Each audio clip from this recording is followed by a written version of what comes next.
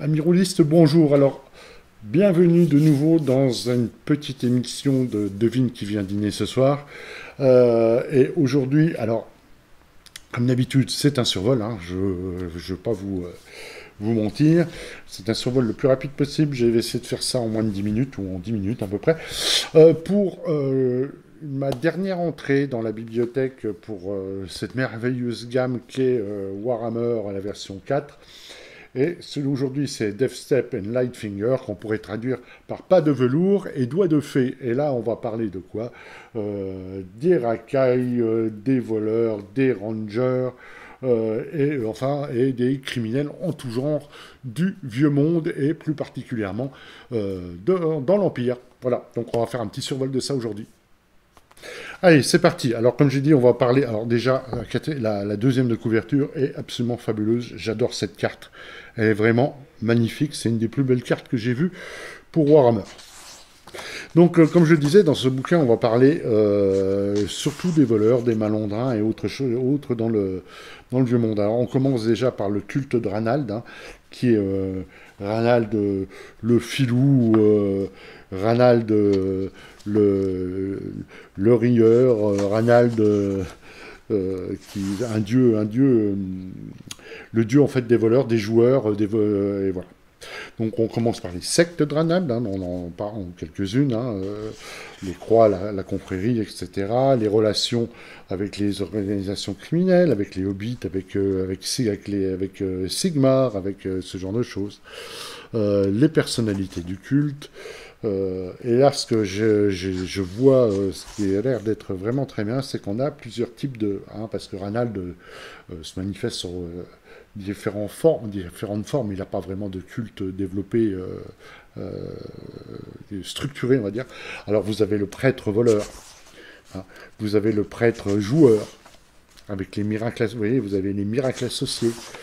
Vous avez le prêtre, comment dire, Filou, c'est celui qui fait qui est truqueur, on va dire, hein. Le prêtre libérateur, et à chaque fois avec, comme je dis, des miracles associés. Et donc là, il y en a pas mal, hein, vous voyez, donc le culte de Ranald, moi je trouve qu'il est pas vraiment bien développé, alors qu'il l'était assez peu jusqu'à présent, c'est un plus. Cambrioleur, chicanerie et fraude. Alors, les pickpockets, comment repérer comment vous avez toutes les tables quand vous faites un pickpocket, le contenu de la bourse, les victimes, comment elles sont. Alors, on est dans Warhammer, hein, donc elles peuvent être vengeresses, mais elles peuvent être aussi intoxiquées, par exemple. Ce que font les voleurs pendant leur temps de pause. Là, vous avez les cambrioleurs, les voleurs pendant leur temps de pause avec les tables enfin les objets de voleurs, en fait, les outils de voleurs avec les différents outils, les crampons, le diamant pour couper le verre, les vitres, les voleurs de tombes, hein, les pilleurs de tombes avec, vous avez des tables de complications de cryptes, de corps alors vous pouvez choper des saloperies comme la peste noire par exemple. C'est un métier à risque. Voilà, qu'est-ce que vous avez les charlatans, les entremetteuses, ceux qui font comment ça s'appelle, qui revendent des... Oh zut, Fred, les revendeurs, ceux qui revendent les objets volés, oh, les resellers, oui, tout ça.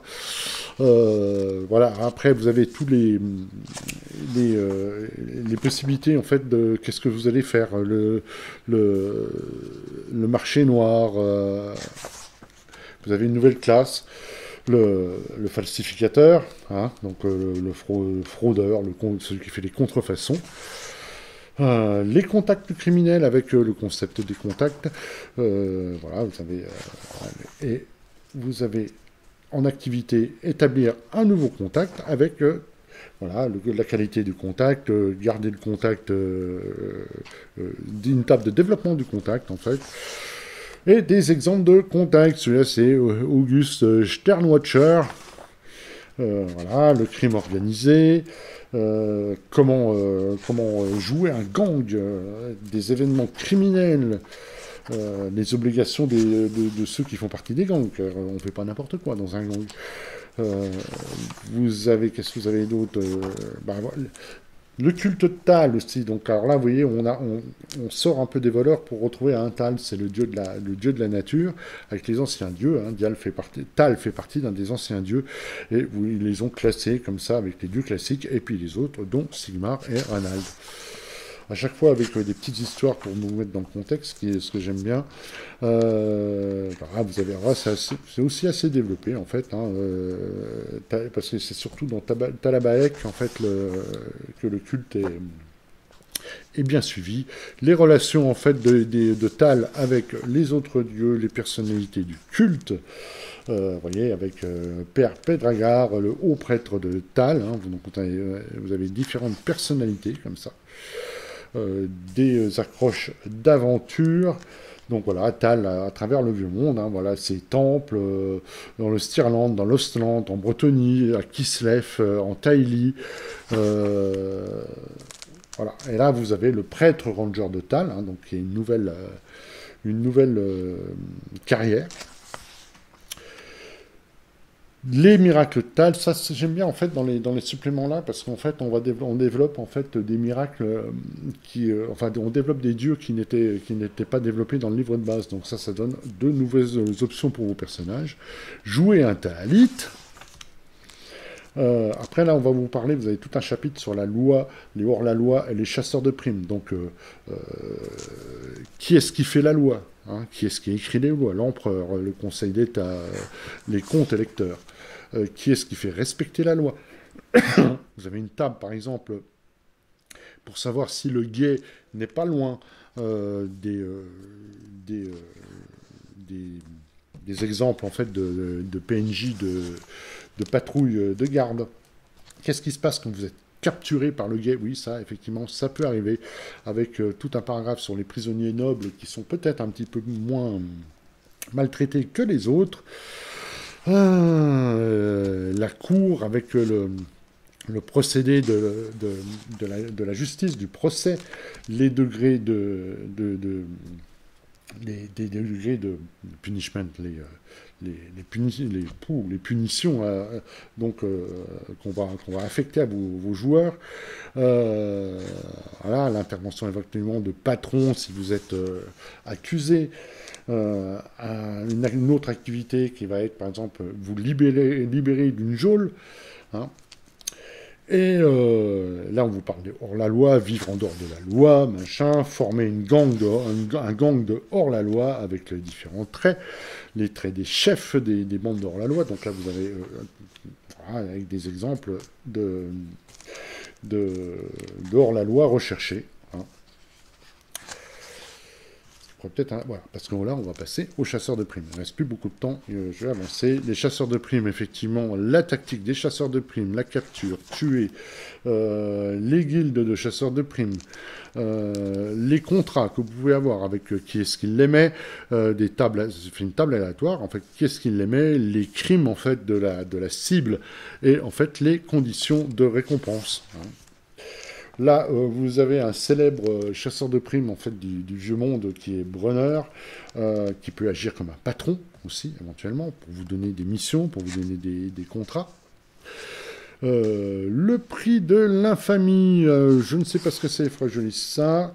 Et là, on va arriver après dans tout un chapitre sur le voyage et tout ce qui peut vous arriver dans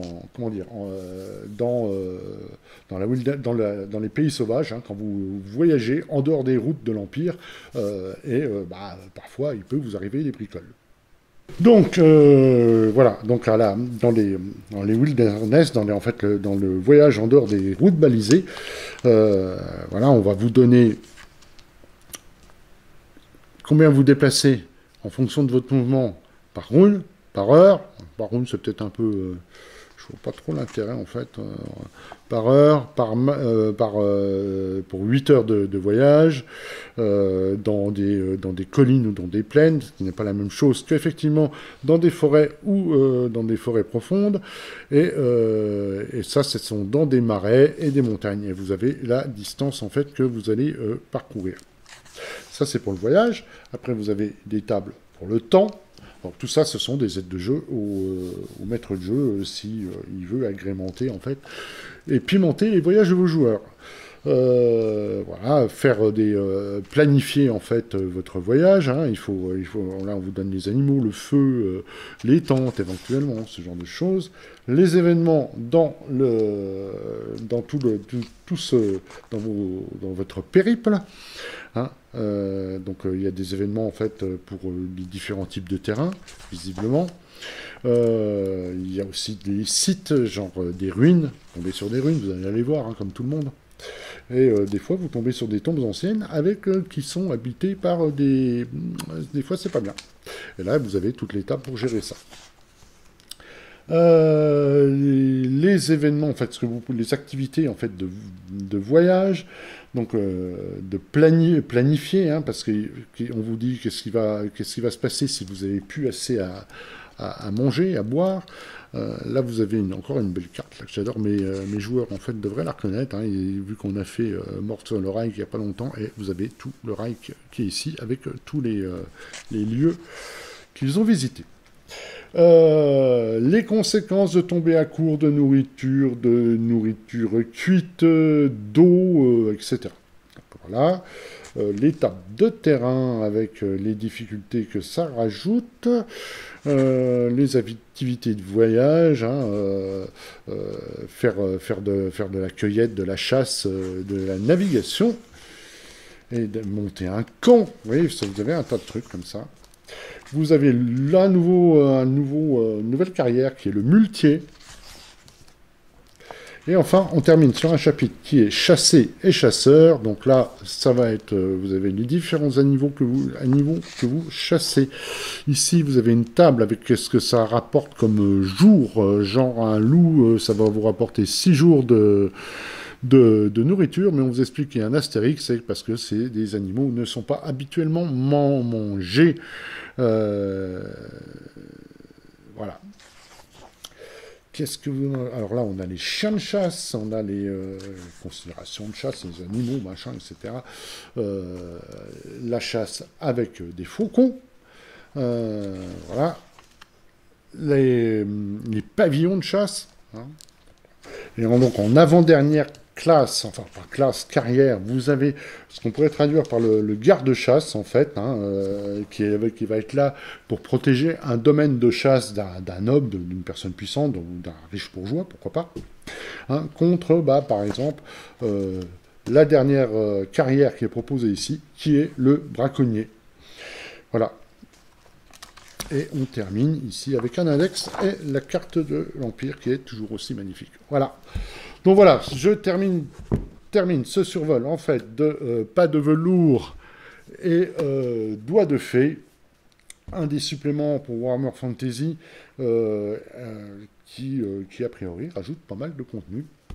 Je suis assez content de mon achat. J'essaierai de vous faire peut-être une présentation détaillée, mais plus tard, j'ai beaucoup de choses à vous présenter pour les vacances et surtout pour la rentrée. Portez-vous bien, à bientôt, merci beaucoup, et puis n'oubliez pas, un like, un abonnement, tout ça à la chaîne, enfin bon, vous avez l'habitude, blablabla. Merci beaucoup, à bientôt, ciao, ciao, ciao.